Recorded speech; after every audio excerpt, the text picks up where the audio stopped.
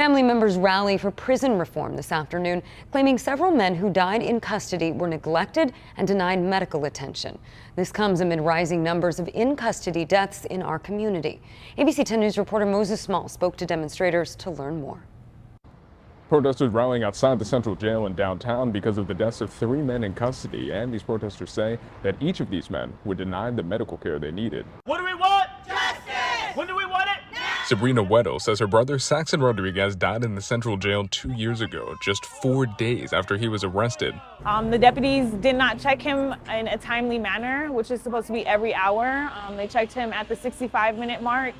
And unfortunately, somehow he got a hold of fentanyl, and because they didn't check him on time, he was not able to be revived. She says she hasn't gotten any answers about how the drugs got into the jail at a time when pandemic restrictions didn't allow visitors. Every inmate that goes into this jail is scanned by a multi-million-dollar scanner, yet the deputies are not scanned. And I've said it time and time again, my brother's drugs were returned home with me after he passed away, so the drugs he died on weren't his.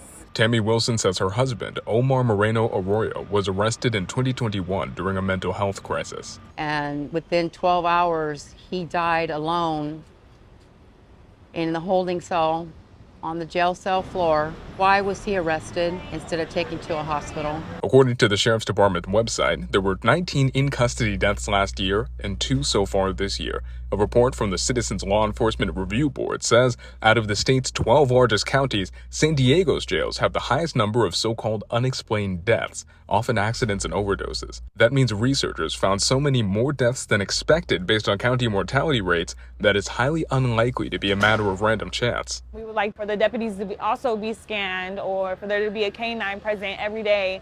I want there to be more mental health nurses, doctors on staff to handle people with mental health, just in mental health crisis. Moses Small, ABC 10 News. In a statement to ABC 10 News, the San Diego Sheriff's Department says, in part, we are committed to the safety of the people entrusted in our care. We have instituted many changes in the last year, as well as initiated several investigations to ensure policies and procedures are being followed.